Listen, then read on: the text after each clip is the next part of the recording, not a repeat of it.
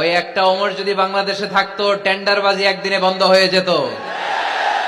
ওই এক ওমরে ফারুক যদি বাংলার জমিনে থাকতো, চাঁদাবাজি থাকতো না। নুসরাতের মতো কোনো মেয়েকে ধর্ষিত হওয়া লাগতো না। পেঁয়াজের দাম বাড়িয়ে সাধারণ মানুষের কষ্ট দেওয়ার সাহস কেউ করতো না। লবণের মতো নিত্য প্রয়োজনীয় জিনিসের দাম বাড়ানোর গুজব তোলার মতো সাহস কেউ পেত না। চিল্লায় বলো ঠিক কিনা? কোটি কোটি টাকার নোট ছিঁড়ে ছিঁড়ে কেউ পানির মধ্যে ফেলার সাহস তুলতো না। চিল্লায় বলো ঠিক কিনা? মুনাফিকরা ওমরে ফারুককে দেখলে ভয় পেত। এমনকি শয়তান, ইবলিস শয়তান ওমরে ফারুককে দেখলে আরেক রাস্তা দিয়ে হাঁটতো।